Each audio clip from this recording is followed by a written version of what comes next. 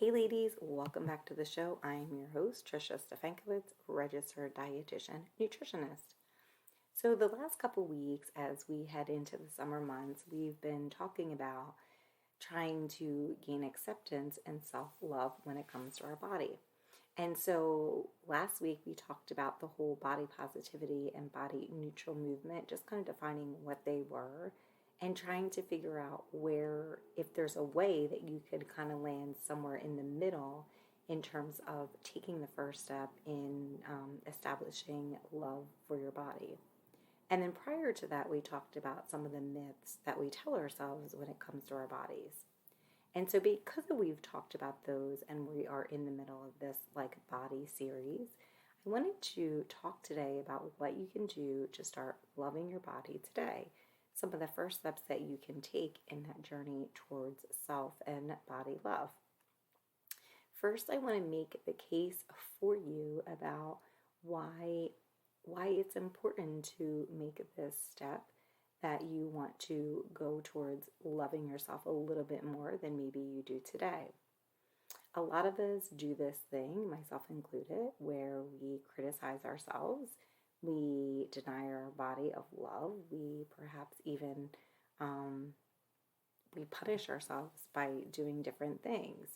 I think we also do this thing where we hold off on committing to love ourselves. So we set this expectation that may be really high, and we say, okay, we are not going to truly commit to loving ourselves until we get to such and such weight, or until we're able to move this much, or maybe until our stomach is flatter.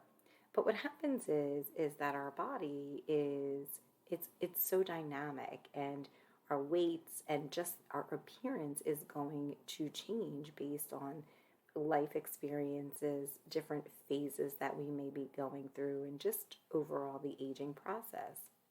So if we're always waiting to get to this high standard before we love ourselves, then what happens if we only achieve that goal temporarily? If it takes us 30 years to get there, or if we never get there, does that then mean that we never get to this place where we feel like we are worthy or enough or deserving to love ourselves? Research shows that many people try to do diets to get to a place that they want to be when it comes to their weight, but the failure rate is as high as 95%.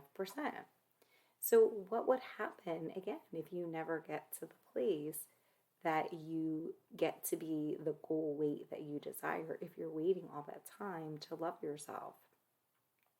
We get into this cycle where we punish ourselves because of all these things that we tell ourselves based on our appearance.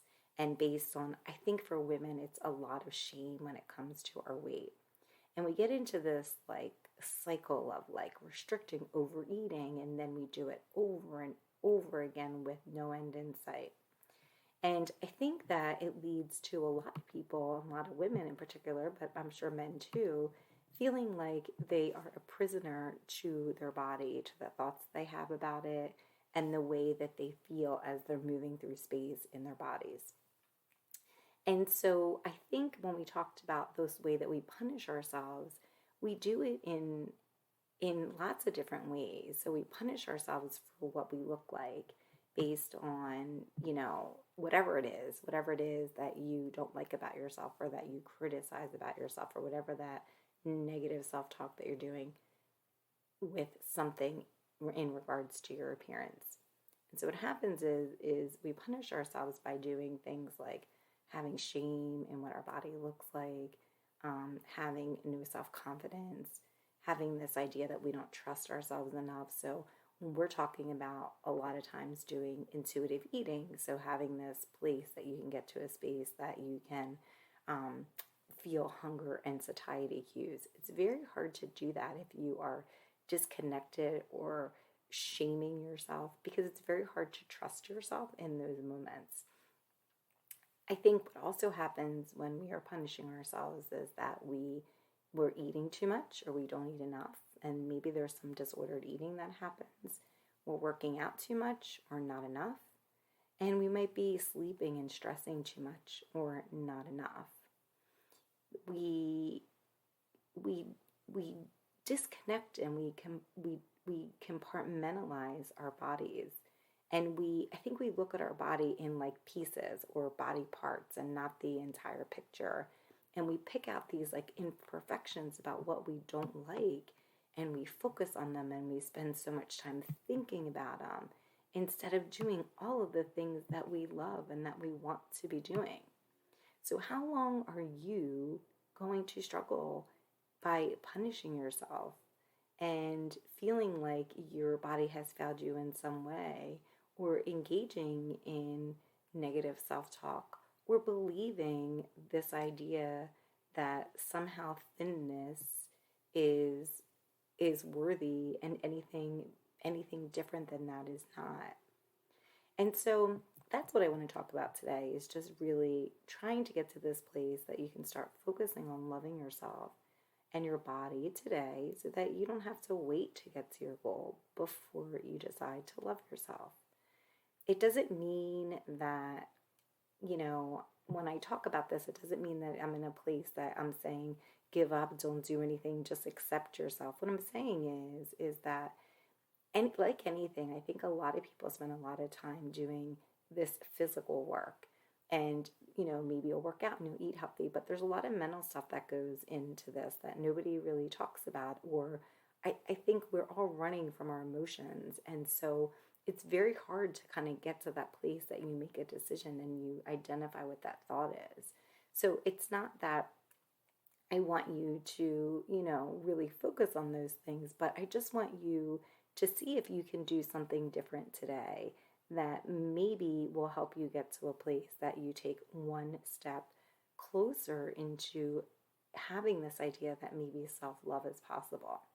And like anything, like you're not going to probably just wake up one day and all of a sudden magically love yourself. It takes knowing that you're having the negative self-talk, and it takes some thought and consistency in trying to get to a place that you can change it. So, how can you get to a place where you can start to love your body, and what is stopping you?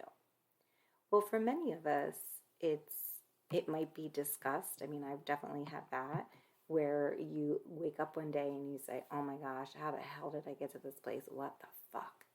And so that's one of them, right? Maybe you have shame and embarrassment by how you look right now. Maybe you are somebody who is just in survival mode. And hell, have I not been there right with you? Where having this idea of self love and taking care of yourself just isn't a priority because the world is falling down around you.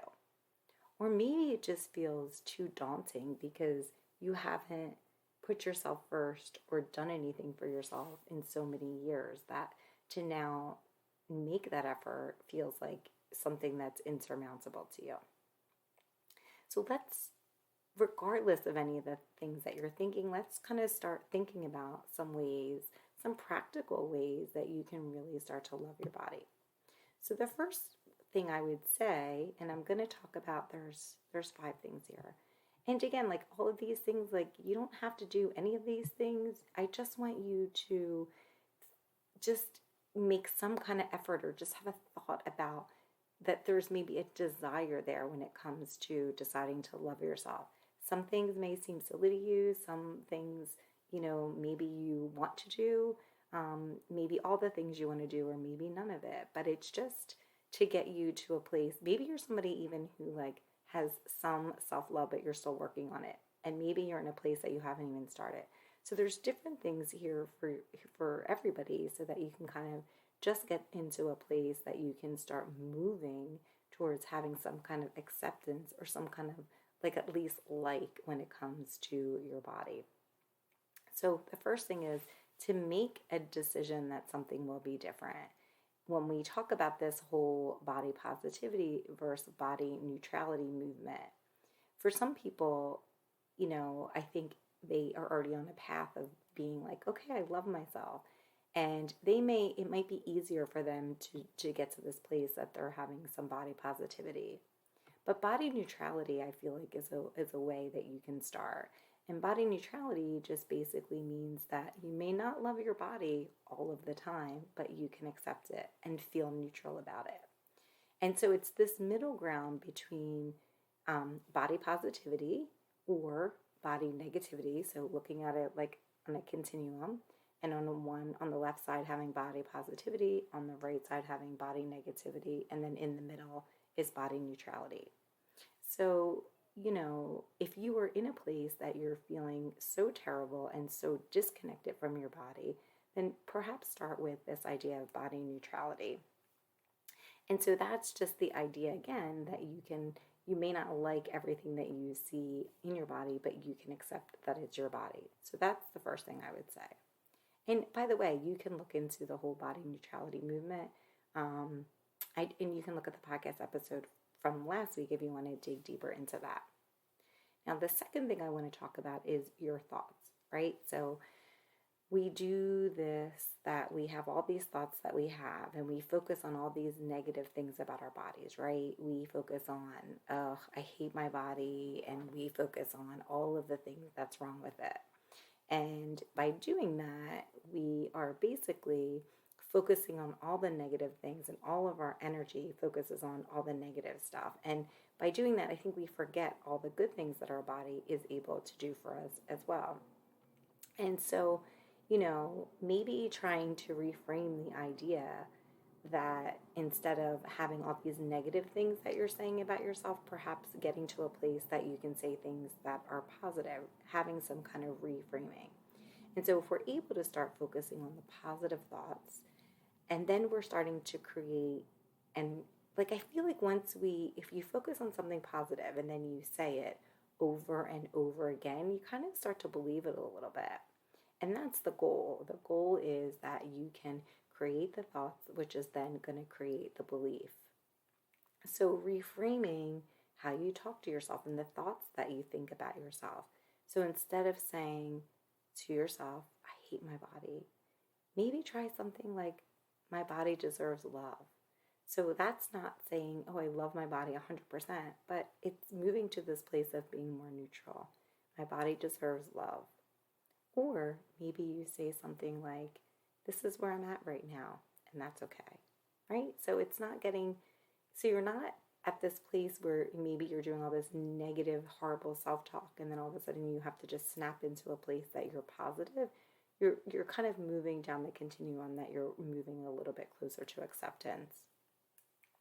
Other things you can think about in talking to your body is saying something like, I am grateful for my body, because look at all that you've been able to do and the physical things that you've been able to do in your life because of your body. I saw this quote recently about plants, and it was basically this idea of like, that you speak kindly to plants and it helps them grow. And so the quote kind of ended up going on and talking about, imagine if we were able to talk to our bodies and ourselves in that way. So it's kind of the same idea, but this is going to the thoughts of it, the things that you think about yourself, and then eventually the beliefs that you have in yourself as well. Because I want to remind you that, like, how you talk to your body, it's a choice. We get so trapped into this idea of like what we've always been told or what we always believed. And just because we believed it in the past doesn't even mean that it's true. But maybe we've been carrying it around for so long that it feels true. So maybe do something different or have a different thought, because you can reframe how you speak to yourself about your body or about anything at any time. It's a choice that you have to make. And so I want to remind you that, like, you can change the focus by your thoughts and the beliefs that you have. You can change it from body punishment to maybe kind of moving in the direction of having some kind of body love, or at the very minimum, having some kind of kindness to your body. And reminding you too, like, you can talk to yourself and you can talk to your body like you would your friend. I know I've talked about this on here, that I've said terrible things about my body, or I don't even say it out loud, I just think it. And yet, when I see other people and I counsel women and they're saying it out loud, I'm always like, oh my gosh, you're so mean about your body, but yet I do the same thing. So it's kind of on that line of just trying to figure out and plant the seeds and plant the love there of saying something so small to yourself that you can start today. And then just repeating that thought over and over again until it becomes something that you really start to believe about yourself. Because like anything, it's not going to happen. It's not going to happen just because you say it. It's going to happen because you're repeating it and doing it over and over again. And so, having this idea that it's your choice, that you can change that, I think is really empowering. So that's the second thing. Third thing is taking care of your physical body. So we start to notice like how you feed your body, how you hydrate your body, how you move it, how you love it, how you enjoy it. Are you doing any of those things? Are you eating for fuel? Or are you eating because you're punishing yourself? Are you working out for strength? Or are you working out because you ate too many calories? Really get to this place that you can start to take care of what your physical body is. I think that's like a really big thing, is that we are like so disconnected and we treat our body as like, or we treat parts of our body as like a separate entity instead of one person. And in doing that, I think it just kind of separates us and compartmentalizes us and allows us to continue this idea that we don't love ourselves. And so if we're able to really like think of it as one thing and one entity, then I think it's probably a lot easier than to talk to yourself kindly, because you can see all of the things that you perceive as weaknesses, and then you can also see some of the things that you see as a strength, and perhaps that can then, especially focusing on the strengths, can really put you in the direction that you can really start to love yourself instead of feeling like you need to punish it. And when we talk about like movement, it's talking about movement in an effort to reconnect with your body. And by doing that, it helps everything. It helps manage stress, and it helps manage any of the negative feelings that you may be having. And by the way, caring for your physical body, and that's again like feeding it, hydrating it, moving it, loving it, enjoying it. All of those things are the best way that you can do to show it that you love it. So that's the third thing, is taking care of your physical body, really trying to figure out what it is you're eating, what it is you're hydrating, how you're working out, things like that, and getting to a place that it doesn't feel like punishment to you. Because again, remember we talk about on here all the time, like we don't talk about like dieting, we talk about what you can do to have a life that you want. And you want it to be something that is like the way you're eating. You want to do it that's something, it's again moderation, and makes you feel good, and makes you feel like you have a lot of energy. And with working out, it's the same thing. Doing things that you like, feeling like you feel good because your body is moving and it's getting stronger. And that it's helping managing stress, and it's helping you sleep better, so that you have this overall picture that you feel better when it comes to your health. And then that's going to also get you to a place that you can manage any of those negative thoughts that you have, and you can start to work towards having this idea of being either neutral to your body, or even perhaps getting to a place that you start to love it more than you do today. The fourth thing is something that I think is really important, is focusing on what your body can do, not what it can't do. So we so easily get caught up on this idea of my body can't do this, my body can't do that. And then when we do that, it just continues this cycle of like punishing yourself and not giving yourself the body love that it deserves, and having this ideal standard and perfectionism when it comes to your body.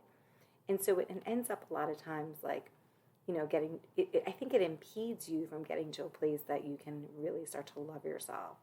But if you start to focus on what you can do, and what you're grateful for with your body, and how your body moves, and the things that you're able to achieve, then your focus becomes your reality. So it's so different, for instance, for me, like I can't walk that great because my hip is still bothering me 5 years after I had my baby, who isn't a baby anymore. And so like if I'm constantly, and believe me, it's very easy for me, like, shit, I can't do this, I can't do that. But if I stay in that place, then it just feels so hopeless, and there's no movement and there's no growth. And so perhaps you're doing something like that. And again, it's very easy to stay in this place that I can focus on the negative stuff that I can't do. But ultimately, if you want your life to be different, then you have to think about it differently, and you have to, concentrate on what your body can do and the things that it has done in the past, and to have some appreciation for it, because that's going to be the way that you're going to be able to move forward and get you to a place that you start to accept who you are and what your body is able to do. And lastly, the fifth one is having some kind of gratitude and appreciation when it comes to your body. Now, this may be like woo-woo for people, but I think mirror work is pretty important. I think it works. So that's like, looking in your mirror and looking at the thing that you don't like, the most. So maybe it's your thighs and saying, oh, my thighs, you're so strong. And doing things like that are going to feel so silly at the beginning. But if you keep doing them, you start to believe them. Or at the very minimum, it takes away the like shame of what it looks like, because you're normalizing it and connecting with your body. Other things that work are doing like post-it notes or self-affirmations about your body all around your mirror. I think that's really helpful. I have my mirror in my bathroom that I won't criticize myself, and I have these affirmations about my body that I repeat. And so it's like anything. It's just like, it's just this idea that you're putting something into your head that's positive about your body, instead of reinforcing the negative that I know a lot of us have been doing for a very, very long time. So this idea of challenging and repeating the positive thoughts over and over again, so that you can start to diminish the negative thoughts that you have. When it comes to achieving this idea of and the journey of acceptance for your body, everybody is going to have an individualized path to self-love. It's a journey that, consistency is gonna count. It's gonna really help.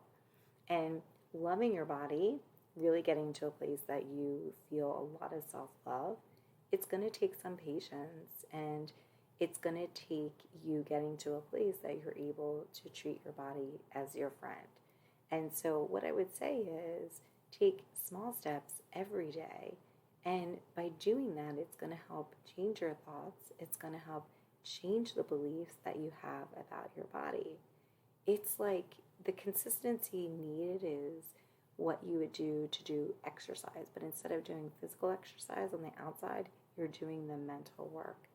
And so, again, it doesn't mean that you have to get to this place today that you all of a sudden love your body. But you want to be able to get to this place where you feel like you're not punishing yourself anymore.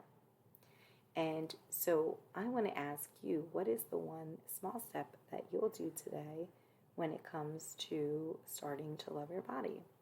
Will you decide that maybe you can accept it for how it is? Will you decide that you are going to put a post-it note in your car or in your window or in your mirror that says something nice about your body that you can repeat it over and over again? Are you going to say something nice about your body instead of saying something negative? What is it today that you can do? This process is a journey, but you've been given this beautiful gift of a body to walk through the world with. And so why waste any more time hating it and punishing it? And I really do believe that it's time to start loving it and appreciating it and caring for it, because this is all you have. And why, how much longer are we going to do it? When is there going to be an end point? So I appreciate you guys listening today. I'll probably continue doing more and more stuff about body love again, because we're in the summer months, and I know that body love is a struggle all days of the week and all months of the year, but it seems particularly painful when it comes to summer months. It's particularly challenging. So I will see you guys back here next week, and I appreciate you listening. Thanks so much.